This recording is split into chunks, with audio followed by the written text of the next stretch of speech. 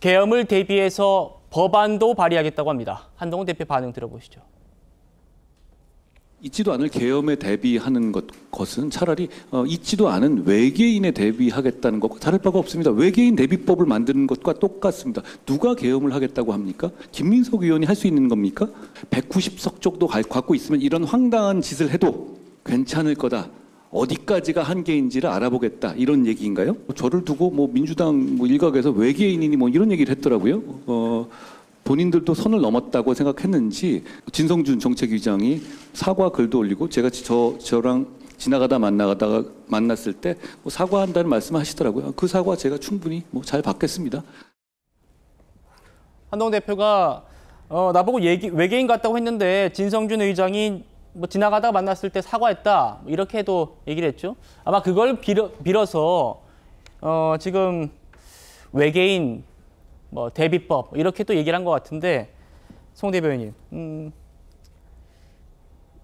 지금 이 계엄령 관련해서 대비 법안을 만들겠다 지금 민주당이 그렇게 나와요. 그러니까 한동훈 대표가 그건 외계인을 대비하겠다는 겁니다.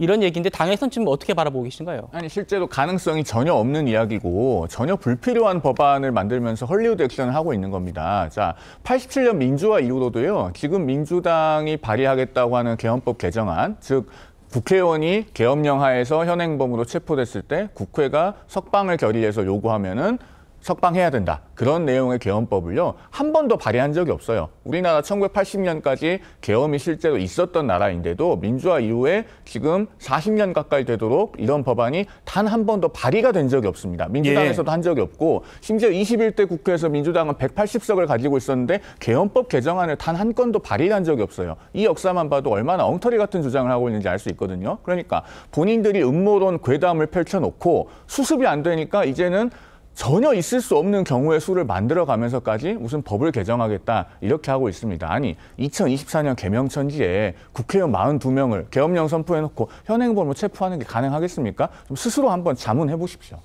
자, 이 계엄령 의혹과 관련해서 김민석 최고가 토론하자 이렇게 얘기했고 그걸 받은 사람이 김재원 최고였습니다. 오늘 김재원 최고가 거듭 그거 나랑 토론하자 이렇게 공개 제안했는데요.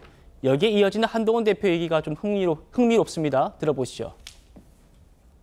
김재원 위원님께서 김민석 의원과 토론을 하겠다고 제의한 바 있습니다. 같이 한번 얘기해 보시죠. 도대체 무슨 생각으로 이러는지 우리 한번 드러나 봅시다. 김민석 최고위원이 지금 꼬리를 내리면서 대통령께서 나오면 토론하겠다. 또 당대표께서 나오면 토론하겠다. 혼자 나오시기 어려우면 계엄 메들리 부르시는 이재명 대표, 김병주 의원 함께 나오셔서 3대1로 붙읍시다. 얼마나 실없는 소리 하실지는 몰라도 제가 다 응대해 드리겠습니다. 대표님, 제가 그냥 해치우겠습니다. 자, 전 부원장님. 네. 자, 토론하자. 김재원 최고가 내가 나가겠다 하니까 한동훈 대표가 같이 나가자. 그러니까 김재원 최고가 아니 계시고 제가 다 해치우겠습니다. 이렇게 말하는 모습 보셨습니다. 네, 근데 누굴 해치웁니까? 지금 이제 우리 국회에서 쓰는 여러 가지 용어에 대해서 얘기를 하는데 제가 토론하겠습니다. 혹은 제가 혼자 나가서라도 논리로 대응을 하겠습니다. 이런 식의 용어를 좀 먼저 써주시면 좋겠다라는 생각이 들고요. 그리고 토론을 할 여부는 김민석 최고위원이나 당 내부에서도 여러 가지 생각을 해보시겠죠. 다만 대통령이 국회 개원식에 불참을 한 거라던가 대통령의 여러 가지 연설을 통해서 국민들의 입장에서는 대통령이 굉장히 국회를 무시하고 초헌법적인 사고를 하는 것은 아닐까라는 의심이 분명히 깔려 있습니다. 계엄론에 대해서 지금 제보자를 구체적으로 야당에서 공개할 수 없는 사정도 있을 수 있을 거라고 생각이 들고요. 또 군 출신의 김병주 의원 같은 경우에도 여러 가지 정보를 많이 받거나 제보를 받고 있는 것으로 알고 있습니다. 그래서 그 부분도 앞으로 조금 더 지켜봐야 된다는 생각이 듭니다. 전 부원장님, 지금 민주당에서 나오는 얘기가 있답니다. 민주당 중진 의원이 계엄령 발동할 여건과 환경이 전혀 조성되지 않았다.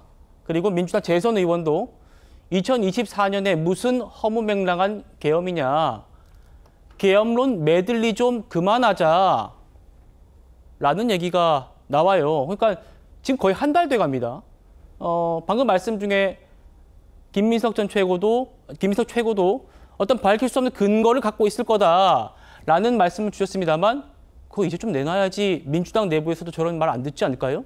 글쎄요. 지금 민주당에서 사실상 여러 가지 보면 민생지원금이라든가 이런 부분 또 의료개혁 문제에 대해서 필요하면 우리가 양보를 할 거고 적극적으로 돕겠다 이런 말을 하고 있지 않습니까? 그래서 근거가 없으니까 공개를 못한다 이렇게 단정 짓는 것보다는 지금 여러 가지 국민의 삶에 의해서 여러 가지 현안들이 너무 많기 때문에 단계적으로 좀 하는 것이 낫지 않느냐.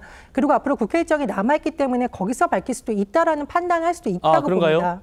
그래서 그걸 가지고 지금 왜 당장 공개 안 하니까 다 허위다 이렇게 말하기에도 좀 뭐라 그럴까 좀 단정적이지 않나 이런 생각이 듭니다. 당장이라고 하기엔 좀 거의 한 달 돼 가서 여쭤본 건데요. 송 대변인이 어떻습니까? 아니 지금 민주당에서 얘기하고 있는 소위 계엄 시나리오는 계엄령을 선포를 해놓고 그다음에 국회가 계엄령 해제를 못하게 하도록 야당 의원들 다 현행범으로 체포해서 잡아 가둔다는 거 아닙니까? 그러면 42명의 국회의원을 현행범 체포해야 되는데 그 정도면 이건 내란 음모예요. 그러면은 그런 내란 음모에 대해서 제보를 받았으면 빨리 고발해서 수사받게 하고 그 내란 음모를 꾸미고 있는 사범들은 다 잡아 가둬야 되지 않습니까? 오히려 민주당이 그 제보 공개를 차일피일 미루면서 내란 음모 사범을 지금 보호하고 있다, 숨겨주고 있다. 저는 그런 생각이 듭니다. 민주당에서 한번 잘 판단해 보시기 바랍니다. 예, 지금 야권 원로인 유인태 전 사무총장도 이런 말을 했습니다. 듣고 얘기 나눠보겠습니다.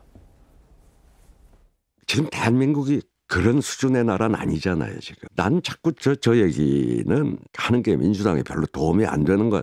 어떻게 보면 좀 자다가 봉창 두드리는 느낌이 들어요. 제보가 있어도 어디서 역적 모의를 한다고 그러면 예를 들어 무슨 계엄을 딱 발동을 할 상황이 오면 하는 건데 그게 뭐 사전에 난 그 무슨 소리인지 잘 모르겠더라고요.